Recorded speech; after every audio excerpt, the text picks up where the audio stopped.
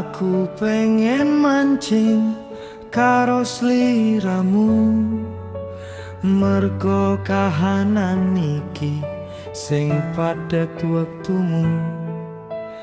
Aku pengen mancing karo sliramu, mergo kahanan iki sing padhet wektumu. Tak